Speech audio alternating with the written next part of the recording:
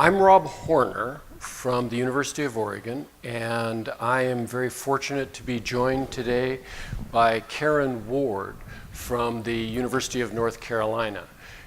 Karen is from the, depending on where you call it, either CISEP or NERN, but the National Implementation Research Network.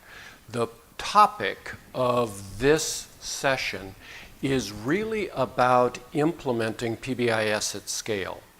The thing that we have been asked to do is to talk to people who are seriously engaged in implementing PBIS over fairly large contexts, like a state or a large district, and share some of the experiences that we've had and some of the lessons learned, if you would, in terms of moving forward. So if you are here in part because you're implementing PBIS and you're looking at scaling up and saying, how are we actually going to pull this off? You're in the right place. The other group would be anybody here who's a doctoral student looking for a dissertation. This is a great content area in terms of developing knowledge and implementation and effort. So here's what we want to do. We would like to spend the first 2/3 sharing both the logic that we've got, the lessons that we've learned, and some examples of implementing both PBIS and other things that have been learned through the NERN structure, the implementation network experiences that they've had. Then we want to spend a little bit of time actually going back to some of the questions that have been you're used to now within the forum. So what are the things that you're finding that are working? What are the barriers that you've encountered? What are the things that we can do that are going to carry things just a little bit forward? The major focus today is going to be on this whole idea of leveraging. And part of what we've learned is we have started off, I'm sure none of you have done this, but we have started off often with a single plan for how we're actually going to do implementation of PBIS. Part of what we've learned is over and over again, we've had to repeatedly adapt the plan as we go forward. And we're beginning to learn that there are things that make a real difference in terms of moving from initial implementation to larger implementation. So there are two big assumptions that we're starting with. And those of you who are writing implementation plans, so within your district, you're saying, we're going to implement PBIS, what would be some of the messages that we would encourage you to build into your plan? Those of you who are looking at building state plans, where you may be focusing not just on PBIS, but on multi-tiered systems of support or on larger structures. How do you build systems that actually are going to work more efficiently? So here's the first big message, and this comes to us from the work of Dean Fixon and Karen Blasey. Part of what they said is, of the biggest mistakes that we make, we continue to think about implementation as a single event rather than a series of stages. And implementation as a stage-based process becomes consistently something that we want to take a look at. So part of what we're seeing over and over again, you can see, which is the, when you build your initial system, it's very helpful to use the implementation framework and to look especially at the basic stages. The implementation framework, many of you should be familiar with this. It starts off by looking at what the innovation is, building around teams, looking at stages, implementing within cycles. Of the things that we've learned, step number one is always start with exploration. Don't launch into training until you've established that people are ready to implement, that it's an innovation that fits what they need, and that you've got the resources focused on delivering the outcomes that are actually going to guide what you're looking for. The second and the more important thing for those of you who have been doing this for a while is part of what we're learning is that implementation itself is a cyclical process. So you're going to go through an initial part of implementation, and then ironically, you're going to come back and need to almost repeat the cycles that you've been looking at. Part of it is we're building in and actually using the stages and the stages of implementation when we talk about each of the sessions within the conference. What we've learned from the cycling that happens is those units, whether it's a state or a district, that are successful in scaling up, consistently employ a tactic that I want you to really think about. It's called resource leveraging. Resource leveraging is essentially using initial resources to achieve outcomes and accomplishments that are used to obtain larger resources to implement. Trying to get to the large resources without doing the initial stage is politically difficult to pull off. So part of what I want you to think about, here's a way to think about it. In your district or in your state, you're going to start, and we love in education to talk about pilots, right? You ever have the P word, right? And we're going to do a pilot. It is not hard to get people politically to invest in a pilot because it doesn't cost a lot. The political effort is not too hard. Usually you're working with willing people to get started with. When you start and you do that initial development, you're going to have a goal. The goal might be we're going to have 10 schools within a district. We're going to have 100 schools within the state that adopt PBIS with fidelity and impact. Here's what we're learning. When you start your implementation plan, this is really important. Start by saying stage one will be a pilot that generates these outcomes. Those outcomes will be used to leverage the resources that will then be used for larger implementation. So we've got a goal. Remember the 10 schools within a district, the 100 schools within the state. If we can generate results, then we use those results to get larger resources. Those larger resources are then where we're able to scale up on a larger level. What we want to talk about today is what does this look like? What's that process look like, and how can you do planning that actually builds it in? The context for this is the scaling that we've done with PBIS across the country. So one of the things that you should have seen multiple times by now is across the United States, we've got PBIS being implemented in over 25,000 schools. That's a quarter of all schools in the United States. There are also at least 17 different countries that have adapted PBIS and are implementing it across their cultures. So part of what we're learning is not just critical features and implementation processes, but the role of adapting to cultural variation in terms of making the implementation fit. If you look by state, so I know that the words are too small for you to see, this is alphabetical. This is the number of schools per state that are implementing PBIS as of August of 2017. So you can see in California, we've got almost 2,500 schools that are implementing. We look carefully when we're looking at that, and part of what we've done is we've taken each of the states that had greater than 500 schools. 500 is quite a lot. In every case, they have gone through a process of leveraging initial implementation to get to later implementation. So for those of you who are building plans right now, part of what we're arguing, build implementation plans that engage and anticipate cycles where you're going to start, you're going to get to a certain level, then you're going to use the resources and the outcomes that you get from that level. So let me do a little bit of an example. So here's an example that I know well because I'm the PBIS lead within California. So California has about 10,000 schools in it. I mean, it's a big state with a lot of schools. But part of what California has also done is California is very complicated in terms of the way that funding is allocated, resources are allocated. Some of you, how many people here are from California? All right, so I'm close, right? All right.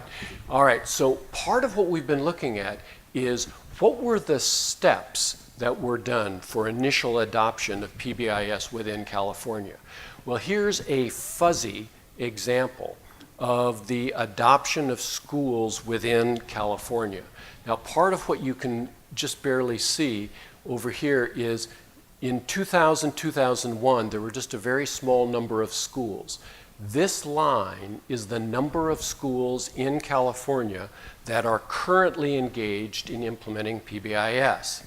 Now, part of what I want you to be focused on, you see a little bit of an increase here, and then there are two big events that happened.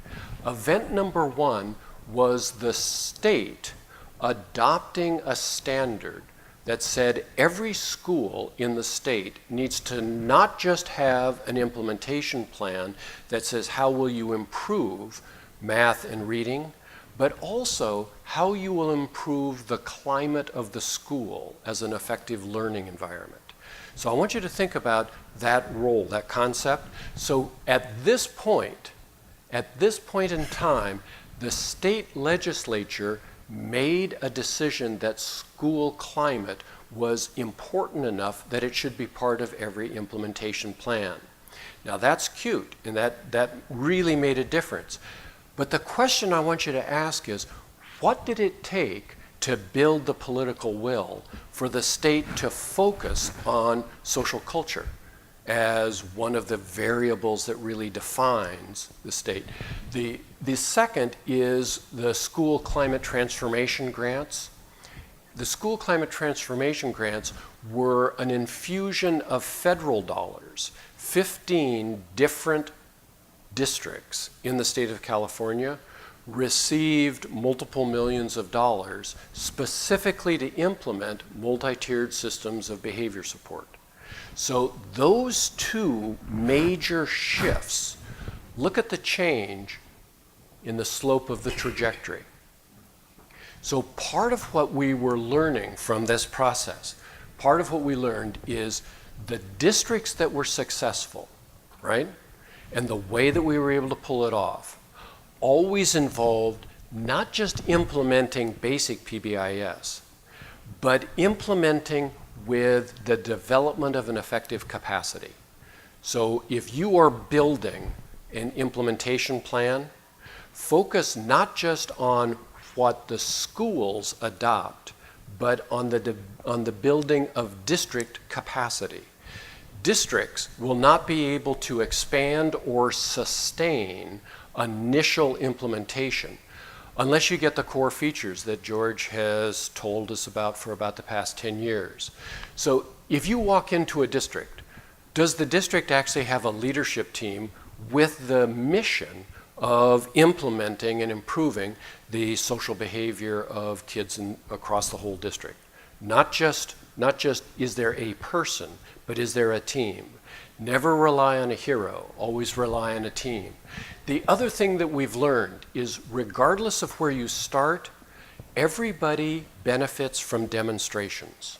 You need demonstrations that are local. And the fact that they've done it in Maryland or they've done it in Arizona is not very helpful if you're in California. In fact, in California, if they've done it in Northern California, the people in Southern California are unimpressed, okay? And he says vice versa.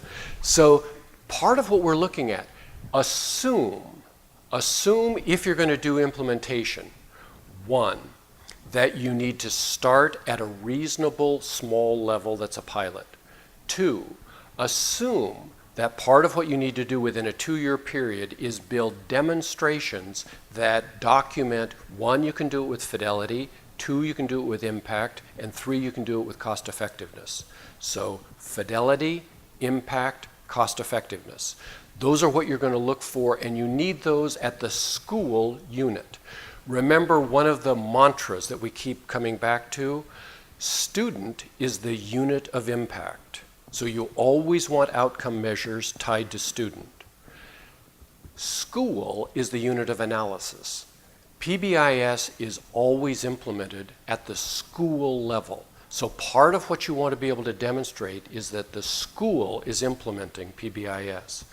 But one of the things we miss, and this is really the focus here, district is the unit of implementation.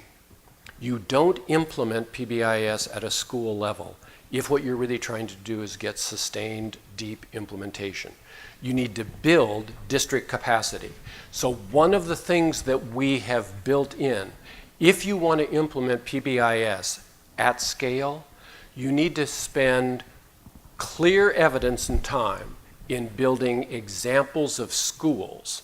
But you also need to demonstrate that you've got a district that has clearly defined patterns of funding, high visibility, political support. You've got the policy structure so that hiring, evaluation, orientation of personnel incorporates the multi-tiered systems approach. The data systems that you've got are set up.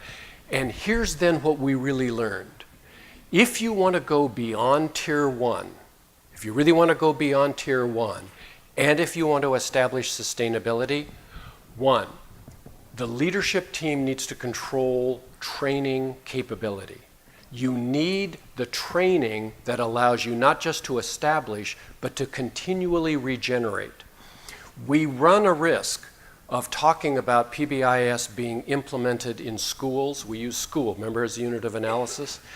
But school is a noun that actually means a group of humans who are part of a common organization. We talk a lot about having trained North Eugene Elementary, right?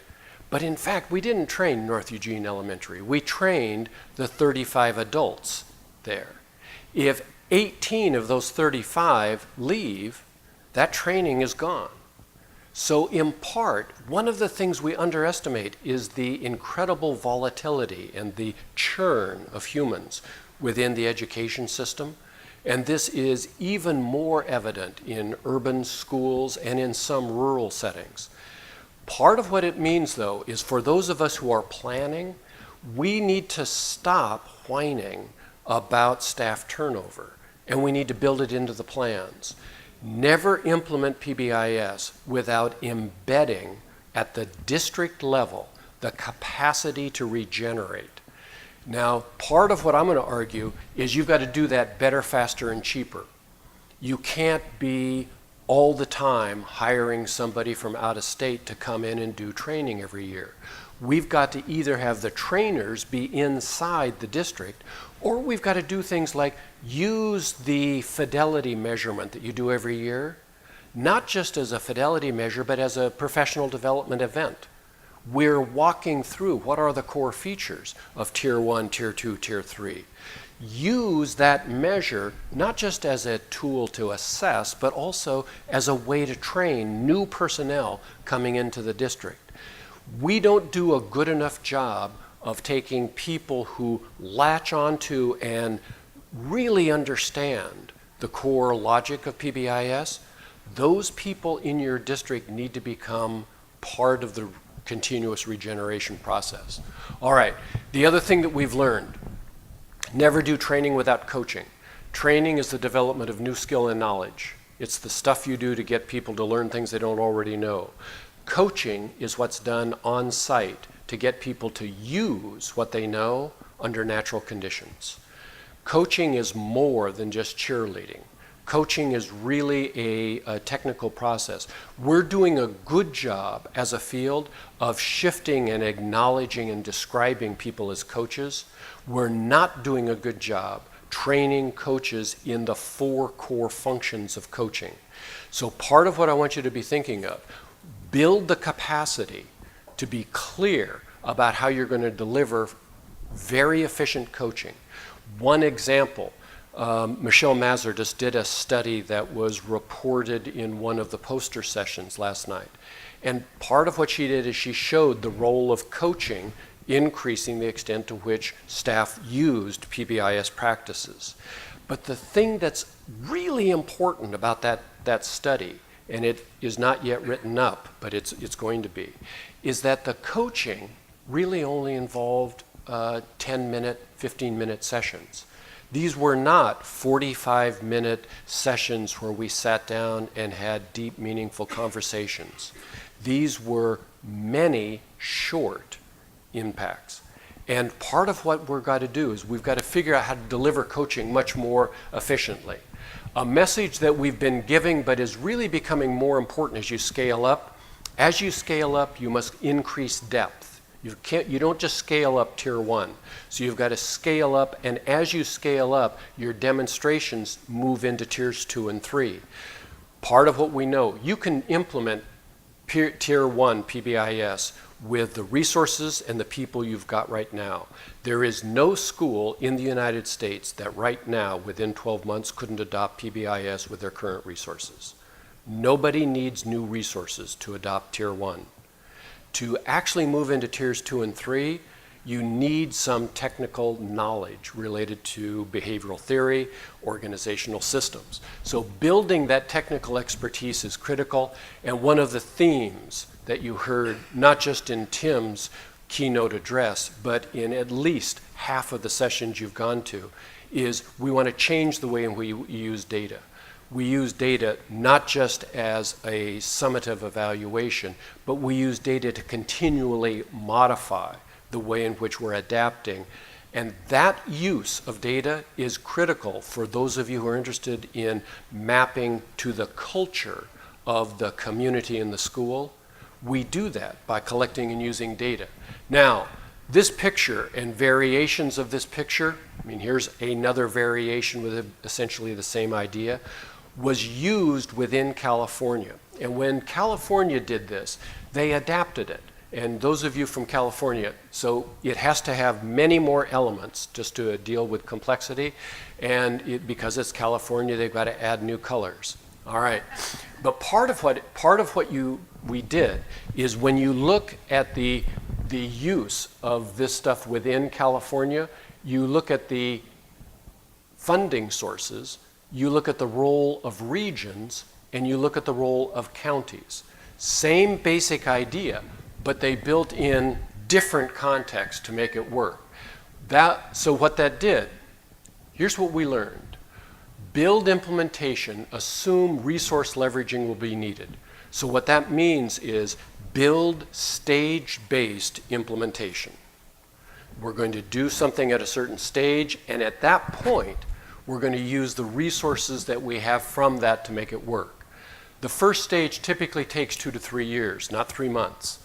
One of the things that we find consistently with agencies and funding sources is they want you to implement PBIS in 3 months. So come in, do this really fast and make it work. You can do implementation of pilots with demonstrations quite quickly. That is possible. But implementing with the district capacity and implementing with the depth takes time and is longer.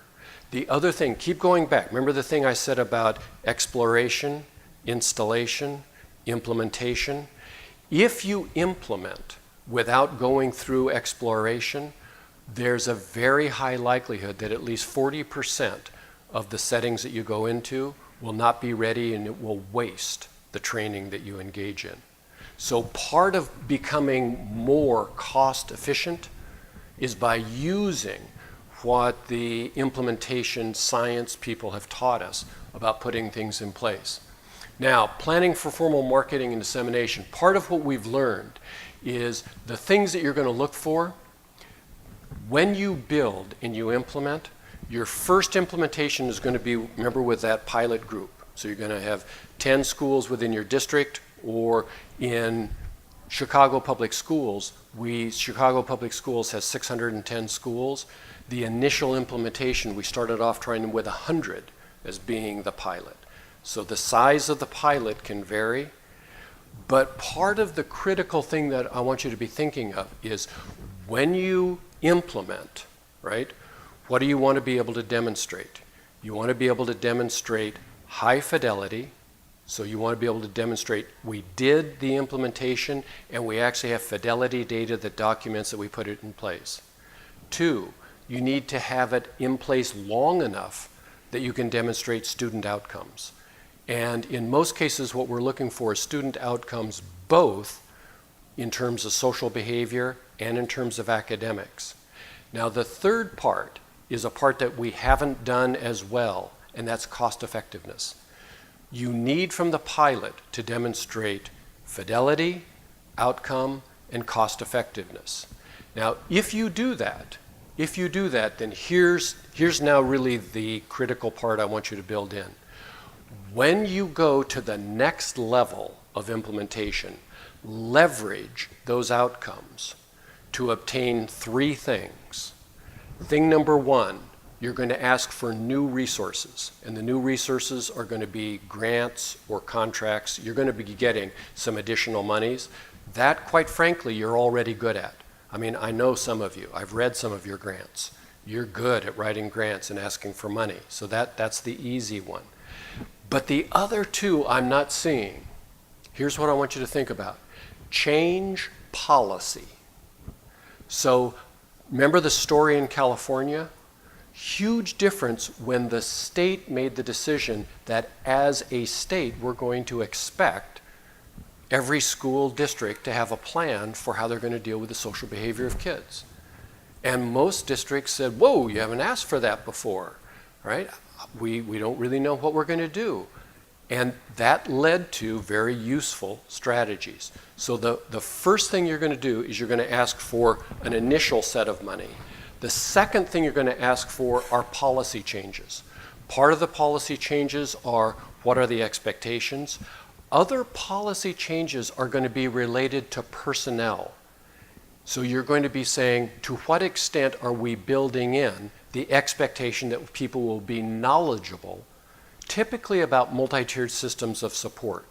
At a policy level, policy people will always shy away from writing in any specific initiative. They won't want to write in restorative practice, or they won't want to write in mental health first aid or PBIS, but they will write in multi-tiered systems of behavior support. So build in expectations related to hiring, orientation, evaluation, and if you're going to implement PBIS at tiers 2 and 3, part of what you'll need are the related services personnel that are not tied 100% to classrooms. You need people with the flexibility to adapt to students. And part of what we're seeing right now is people do great implementing tier 1 and tier 2. Remember, we know if you're going to implement tier 2 as a school of, say, 400, 500 kids, you need at least 10 hours a week of time that you can allocate to make that work. We haven't done as well describing the FTE that's required to really implement well tier 3. That's something that's going to be coming down. So first two things, you're going to actually ask for money, which you're already good at. Second, as a field, I want us to do a better job of describing the policy changes that we're looking for. Policy at the district, at the region, and at the state. The third thing you're going to need, and this is something we've got to become more disciplined about. You will not implement PBIS at scale unless you repurpose existing resources. One of the biggest mistakes that we make is we implement with a pilot and we demonstrate it takes X thousand dollars to do this with the pilot, and then we say now we want to do it with 1,000 schools. So we just take the 10 and factor in the same costs. That will almost never work. We will not be able to scale up unless you look at 3 different sources of leveraging. First, you will need new dollars, partly because those new dollars are transitional. They describe what it's going to take to make the shift from where you are to where you want to be. Second is you need the policy supports to make it functional and useful. But the third thing is we need the model for how to repurpose existing resources. Now, quite frankly, one of the things that many people argue within education right now is not just that on the one side, people argue we don't have enough resources. On the other side, people argue that we've got resources we don't use very well. There is no school system that we've been in where there wasn't some resources that could be used more efficiently. Remember, one of our rules, never adopt PBIS, never add PBIS to a school unless you identify what you will stop doing to create the resources to make that happen. So don't simply load new over and over again, become more strategic.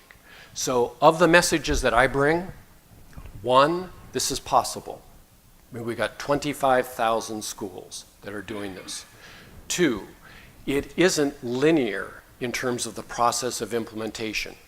When you look at states and districts that have been successful, they have almost always had at least one phase where they got started, then they regrouped and rebuilt for the second stage.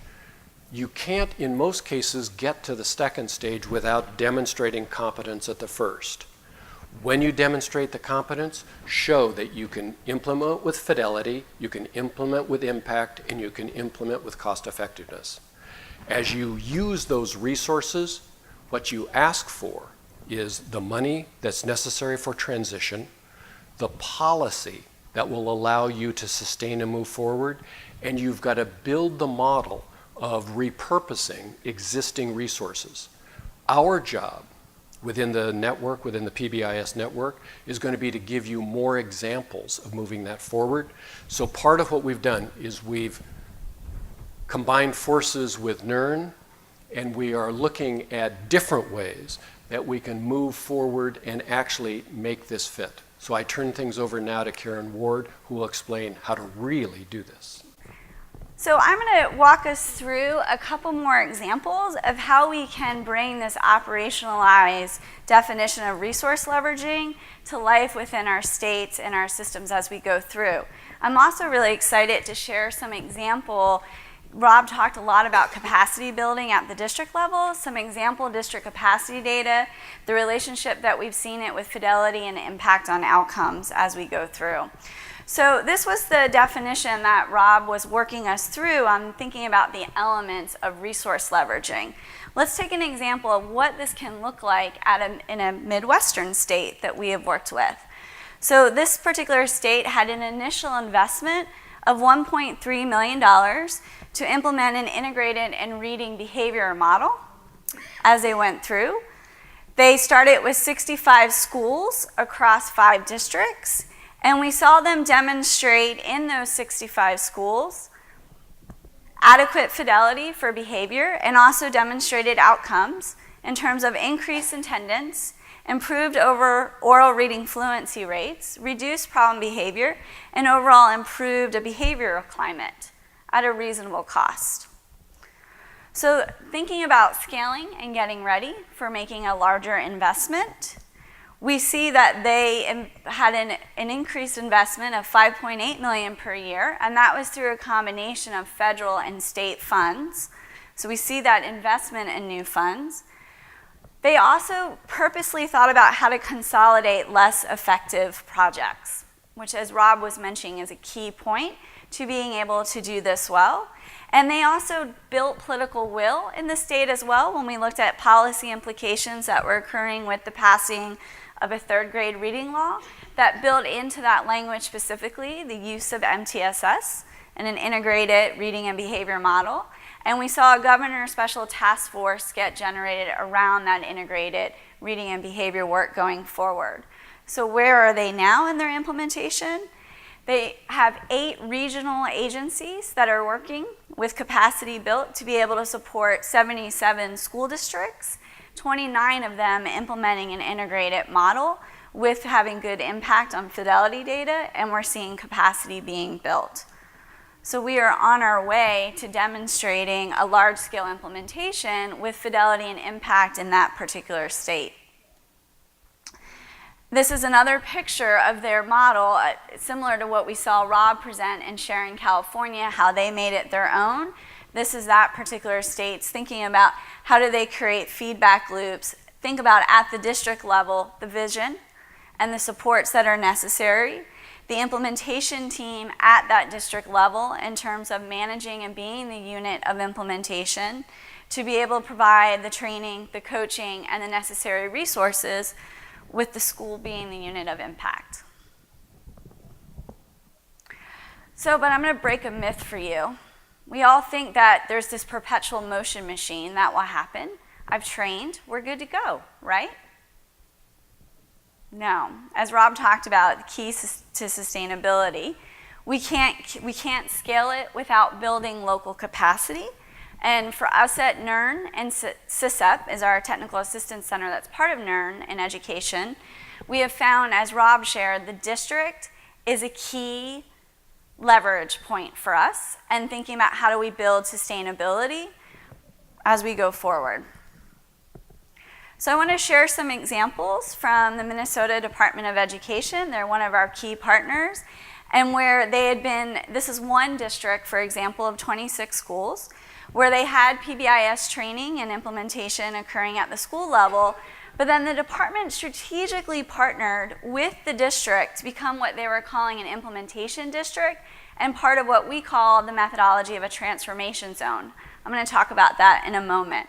So what you can see is over time, our different administrations of our measure, the district capacity assessment, the DCA scores on the total score, and then Fidelity, and the number of schools at Fidelity. Now, we had shifting infidelity measures there that you will see, but the key message for us when we look at this is, as the district approaches that 80% threshold on the district capacity assessment, we see that we increase significantly the number of schools that are at Fidelity. So we went from 19% of schools implementing with Fidelity to 58% with Fidelity, building that local capacity for sustainability purposes. So the theory that Minnesota Department of Ed put together based on this is that our officially had set those cut scores of 60% and 80% on the district capacity assessment.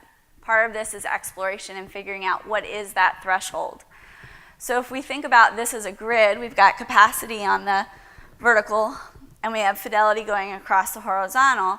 At time one, the DCA scores, as you saw, were less than 60%, and the number of schools at Fidelity were about the same.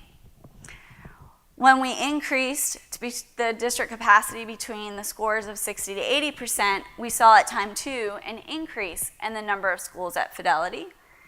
And as we approached that 80% on that district capacity assessment, we saw an increase of the number of schools at time 3, time 4, and at time 5.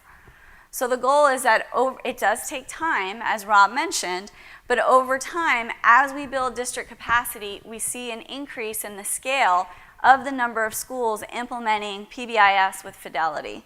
Now the question becomes looking at sustainability over time, and the state is looking and collecting at that data currently. But your question might be, well, what's the impact on outcomes for this particular district? So remember I said they started their PBIS work in 2010? And in 2013, we became what they were calling an implementation district with a specific focus on building district capacity to support effective implementation. And we see a reduction in the suspension incidents rates per 100 students for students with disabilities, and closing that gap between white Caucasian students with disabilities and African American students with disabilities. It's incredible data. We celebrate, right, Ellen? We celebrate as we go through. So what is a transformation zone? Rob talked about a pilot. We at NERN and CSEP like to use the idea of a transformation zone because often what we see with a pilot is that the innovation, in this case PBIS, is often adapted to fit the current system of the district or schools versus the system being adapted so that we can use the innovation as it was intended, as PBIS was originally designed. So a methodology that we have used to be able to come in and adapt the system to support the effective use of PBIS as intended is this transformation zone. And it allows us to build capacity for scaling that uses resource leveraging. Often we take that initial investment And we also, as we take that initial investment, we're coming in and repurposing roles and structures and creating new functions for those roles and structures to hold. So a transformation zone is what we call a vertical slice of the system, where we work at the state level. If the state's large enough and they have a regional system component to it, a regional agency, several districts, and several schools within it. But we keep it small enough to be manageable. So that way we can have key representation, but we also, the goal of this is to disrupt the system. Because remember, we want to change the system in order to support PBIS implementation as we go forward. And as Rob mentioned, a key piece to this work is resource alignment. So we want anything that frustrates folks more than anything is being asked to do something and the resources are not appropriately matched to it. Would you guys agree? Yep. So we purposely start small so that we can get better over time and that our resources are in alignment as we do so. An other key piece of the transformation zone is the intentional use of improvement cycles, that plan, do, study, act cycle. A recent meta-analysis from Taylor and colleagues that was released in 2014 actually found that less than 20% engage in all 5 steps of a PDSA cycle. Think about that. Less than 20% of us engage in all 5 steps when we're doing implementation work. So we get stuck in the do-do, right? Where we plan and we do, and then what does that produce? More do-do. So let's think about how do we intentionally use and follow all 5 steps. See, I got you awake. I got some chuckling. Of the plan, do, study, act cycle as we engage in this work. At NERN, we used to say get started and get better. I've been saying start small and get better because too often we see wide-scale rollout after an initial pilot of about 20 schools, and then what happens? We lose momentum. Yep, you got it, as we go forward. So a transformation zone uses the intentional use of PDSA cycles, and we establish specific criteria that need to be met before we say we're ready to go to scale. That criteria is a demonstration of impact on outcomes, but also criteria to demonstrate capacity has been built at each level of the system. Now, a key piece to this is that we're establishing what we call practice policy feedback loops. Because we're engaging all levels of the system, we have an intentional opportunity to be able to feed communication up to the different levels of the system, so that way we are having practice informing policy and policy enabling effective practice as we go through.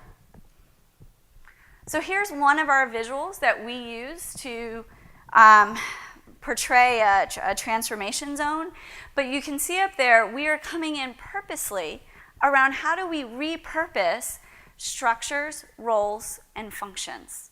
We often in our work with states and districts, we don't ask for additional new funds.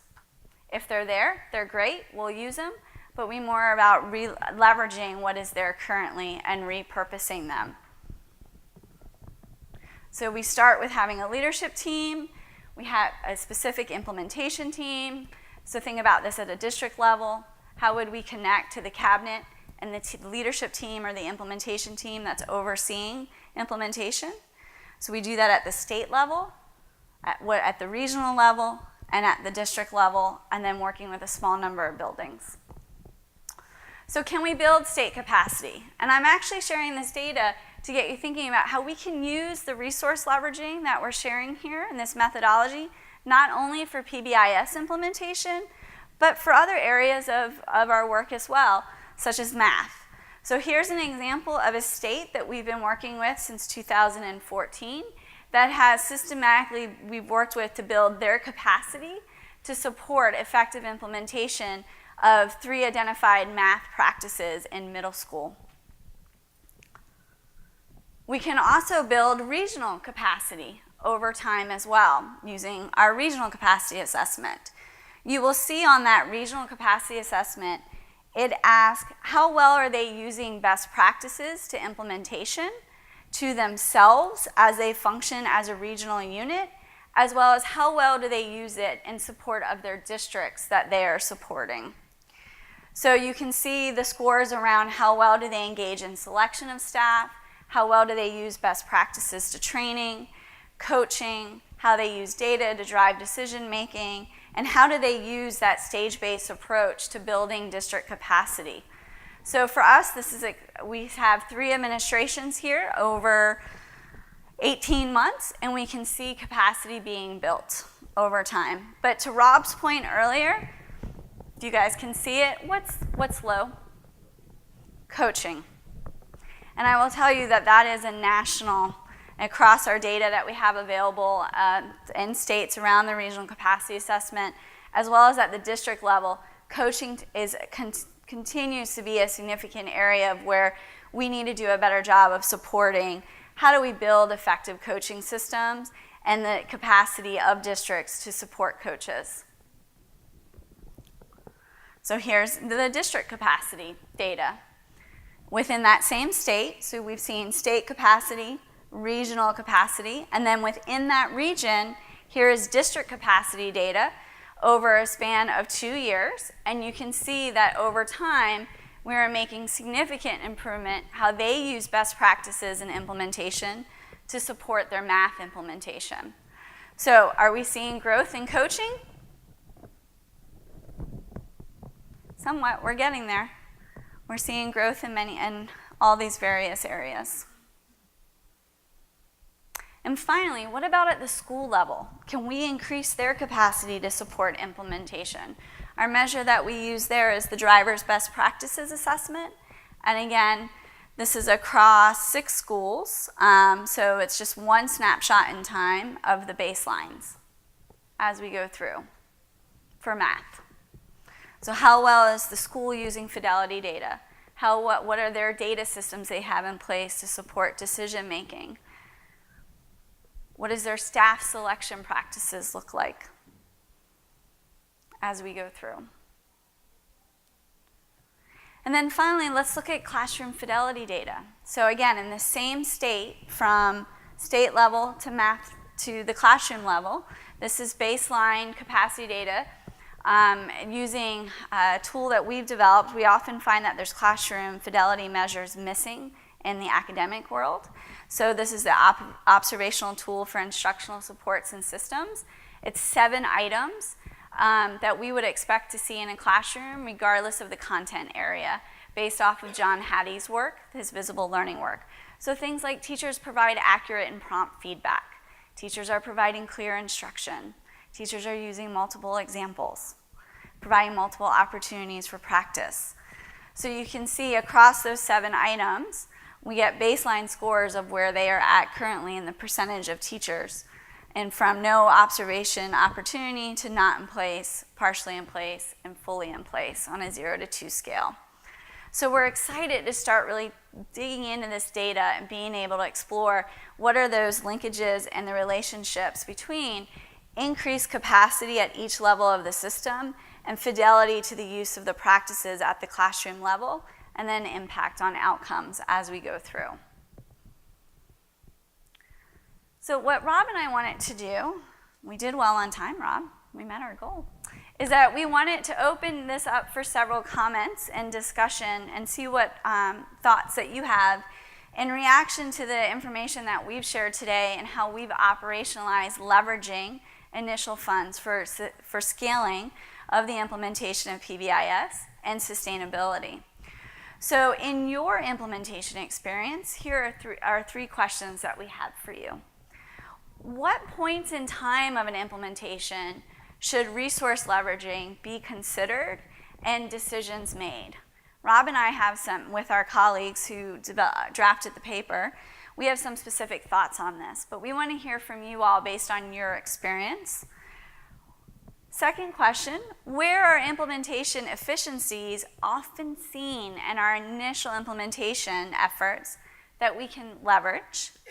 And finally, what are resources for sustainability and or scaling more likely to come from as we go through this work?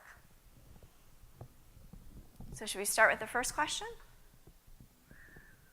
Thoughts? What points in time should we be considering resource leveraging of an implementation?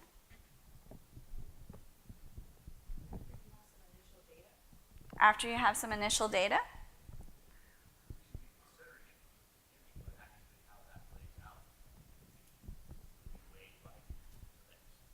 Considering it from the beginning, but how it plays out could be weighed from events. We would say that sustainability should be at our forefront mind from the beginning of exploration. As we go through, and having some initial data is always helpful to continue to make decisions around how do we leverage resources. Rob talked about the importance of not skipping exploration. Some recent data that came out in 2013 looking at sites, implementation costs of sites that went through exploration. Now, this wasn't around PBIS, it was another innovation. And sites that did not engage in exploration work, the cost was 8 times higher for implementation, 8 times. 8 times higher for those sites that did not go through exploration. So if you needed some cost data for why exploration is important, happy to share that resource. Ellen. Just thinking about, as we come more across this quickly. We are starting from an implementation science perspective to see in institutes of higher ed specific coursework around implementation science and best practices and advanced certificates that can be obtained specifically in implementation science. So we have some good examples that are coming out of that. And we also have a charge. We just got recently new funding from the Office of Special Education Programs for CISEP at NERN. And part of our charge in the grant is to figure out how do we work with superintendent preparation providers to strengthen those training programs of how do we build their knowledge and capacity to use best practices in implementation, whether to support its PBIS implementation, math implementation, et cetera, so that we are building their knowledge of how to build effective systems when they enter at the district level or at the state level. What does that need to look at? So it's new territory that we're looking forward into diving in, because as you both have lifted, it's a need for sure.